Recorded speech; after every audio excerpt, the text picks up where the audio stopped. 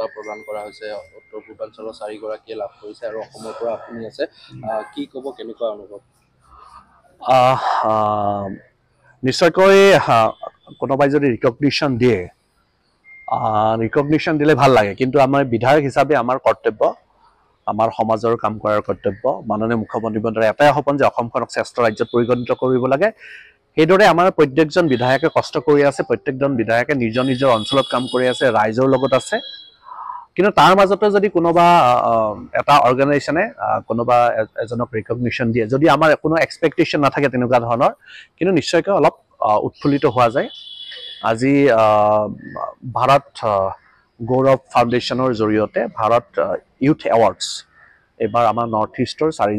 চাৰিজনক দিছিলে আমাৰ অৰুণাচল প্ৰদেশৰ মিনিষ্টাৰ এজন আছিল ল মিনিষ্টাৰ আৰু ত্ৰিপুৰাৰ মিনিষ্টাৰ আছিলে আৰু লগতে আমাৰ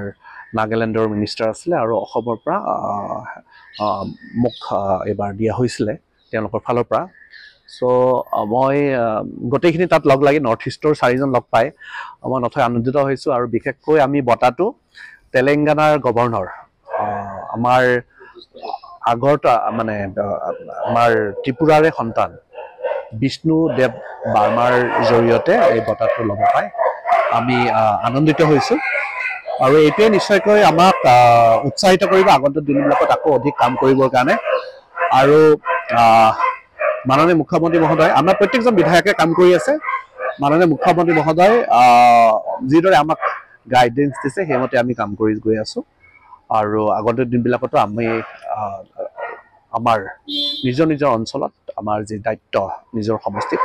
এই সমষ্টিৰ লগতে নিজৰ ৰাজ্যৰ যি দায়িত্ব সেই দায়িত্ববিলাক আমি পালন কৰিবলৈ চেষ্টা কৰোঁ